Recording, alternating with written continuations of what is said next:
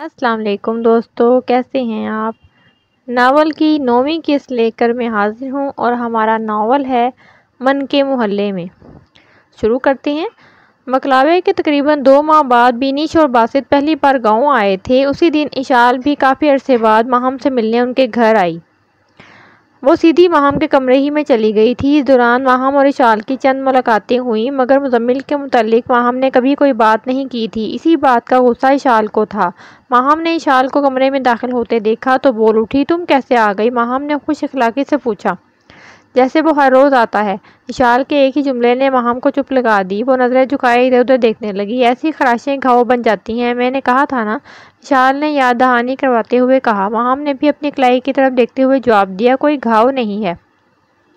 اشال نے دیکھا تو مسکراتے ہوئے کہنے لگی، ماہم چودھری، محبت کے گھاؤ نشان تھوڑی چھوڑتے ہیں، ایسی ویسی کوئی بات نہیں، تم غلط سمجھ رہی ہو۔ ماہم نے سنجیدگی کے ساتھ اپنی صفائی دی۔ ویری فنی، روزانہ اسے کھڑکی سے دیکھتی ہو، پر ایسی ویسی کوئی بات نہیں۔ اشال نے ہلکا سا طنز کیا تھا۔ میرا یقین کرو اشال، ماہم نے زور دے کر کہا۔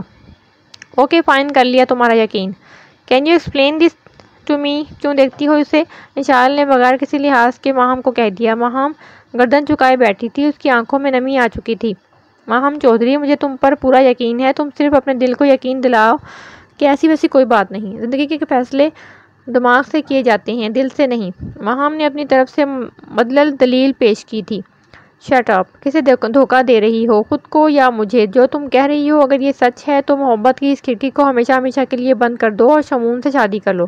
ماہم نے اشال کی باتیں سنی تو اس کے آنسو بغیر آواز کے ٹپکنا شروع ہو گئے۔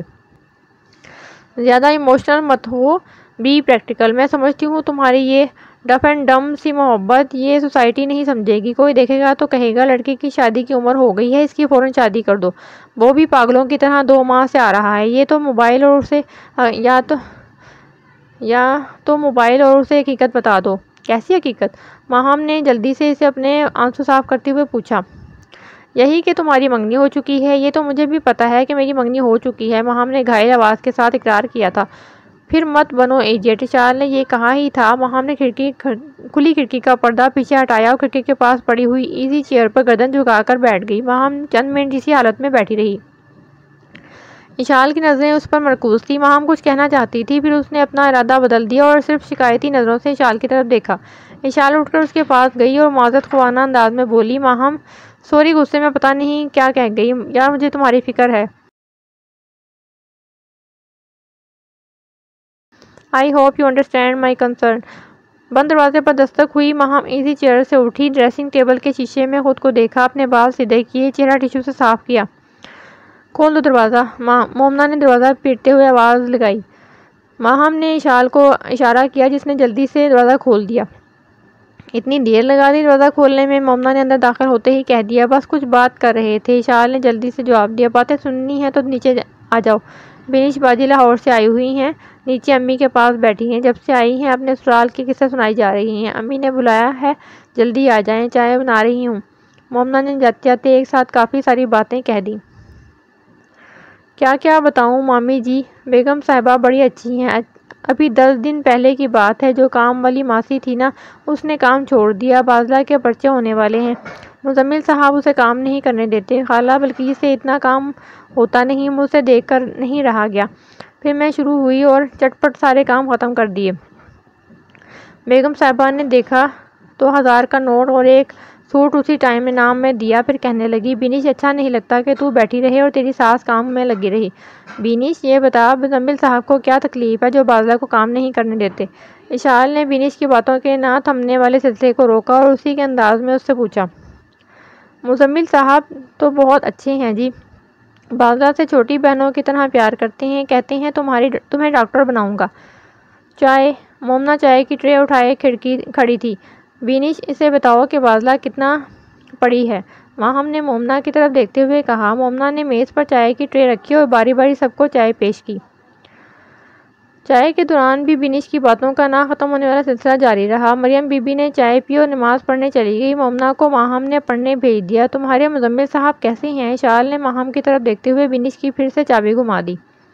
مزمل صاحب تو بڑے اچھے ہیں، کام سے سیدھا دوسری منزل پر اپنے کمرے میں۔ تم گئی ہو اس کے کمرے میں؟ اشال نے بات کرتے ہوئے جلدی سے پوچھا۔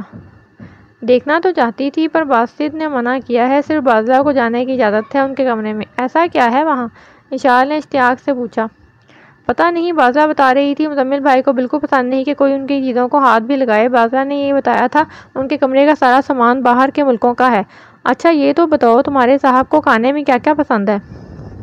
پھل، فروٹ اور ڈرائی فروٹ، چائے اور کافی بڑی پیتے ہیں۔ بینش نے سب کچھ ٹھیک ٹھیک بتایا مگر اس کا تلفظ غلط تھا۔ ماہم جو اب تک خاموش تھی اطمینان سے بولی، بینش تم نے سب کے بارے میں بات کی سوائے باسط بھائی کے؟ بینش کا چہرہ کھل گیا۔ باسط کا نام سن کے بینش چہکتے ہوئے بولی، ماہم باجی باسط کی کیا بتاؤں، وہ تو اتنا اچھا ہے کہ میں بتا ہی نہیں سکتی۔ تم سے محبت کرتا ہے؟ اشال نے فوراً پوچھا۔ بہت محبت کرتا ہے، بڑا خیال رکھتا ہے میرا۔ محبت کا اظہار کیسے کرتا ہے؟ وہ تو بول نہیں سکتا۔ اشال نے دو ٹوک ہی پوچھ لیا۔ اشال باجی تم بھی ایویں ہو، تمہیں کس نے کہہ دیا محبت بتانے کے لیے بولنا ضروری ہے؟ محبت تو جیسے تختی پر لکھتے ہیں ویسے ہی بندے کے منہ پر لکھی ہوتی ہے۔ محبت میں نہ پوچھتے ہیں اور نہ بتاتے ہیں، بس اندروں اندر ہی پتہ چل جاتا ہے۔ بینش تھوڑی دیر بیٹھی پھر معراج کے گاؤں اپنے میکے چلی گئی۔ ماہم تو ویسے ہی کم گو لڑکی تھی۔ بینش کے جانے کے بعد اشال کو بھی چپ لگ گئی۔ آج تم چپ سی ہو؟ حارث نے واٹس ایپ پر ویڈیو کال کرتے ہوئے اشال سے پوچھا۔ نہیں ایسی کوئی بات نہیں۔ اشال نے اپنی دونوں ہتھیلیوں سے اپنا چہرہ صاف کیا۔ جو محبت میں چہرہ نہ پڑ سکے وہ محبت کی پریکشا میں فیل ہو جاتا ہے۔ حارث نے موبائل پر اشال کے چہرے پر نظر ٹکائے ہوئے جواب دیا۔ کیا تم مجھ سے محبت کرتے ہو؟ اشال نے موبائل کی طرف سے گردن موڑتے ہوئے پوچھا۔ یہ سوال میں نے تم سے کبھی نہیں پوچھا، تم نے پوچھا ہے تو جواب یہ ہے، اپنے دل سے پوچھ لو۔ تم مجھے اصل بات بتاؤ جس کی وجہ سے تم ڈسٹربڈ ہو۔ کم آن اشال، ٹیل می۔ ڈسٹربڈ تو ہوں، تمہیں کیسے پتہ چل جاتا ہے؟ اشال نے شرماتے ہوئے سوال کیا۔ انسان کا فیس اس کے اندر کا مرر ہوتا ہے جس میں سب کچھ کلیئر نظر آتا ہے۔ جس بات کی وجہ سے تم ڈسٹرب ہو وہ تو تم مجھے ابھی تک نہیں بتائی۔ بتاتی ہوں، مزمل بیگ ہے نا؟ کون مزمل بیگ؟ وہی ماڈل ٹاؤن والا، بتایا تو تھا۔ یس آئی نو۔ کیا ہوا ہے اسے؟ کہیں پھر سے تو ایکسچینج والا چکر نہیں ہو گیا؟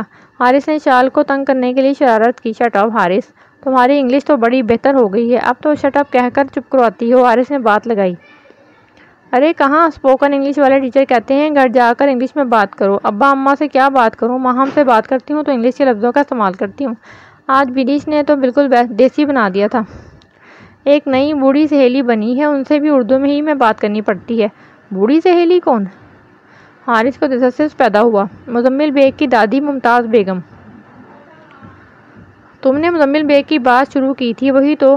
تم میری سنتے کہاں ہو، بیچ میں ہی ٹوک دیتے ہو، بات کہاں سے کہاں نکل جاتی ہے۔ اشال نے اکتاہٹ سے کہا۔ تم بات کرو، میں بیچ میں نہیں بولوں گا، پرامس۔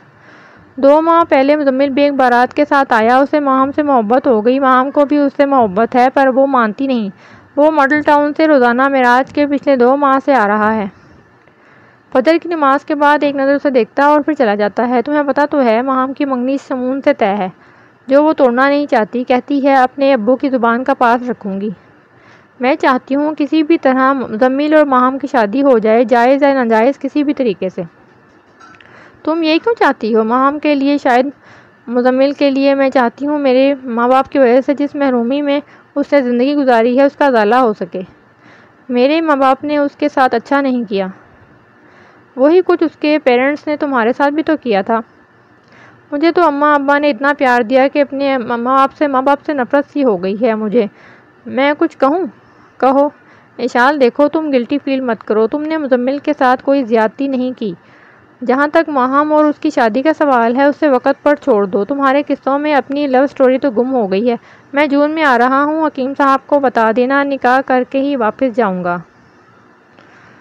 جی دوستو، کیسا لگا آپ کو میرا ناول اور اس کی یہ قسط؟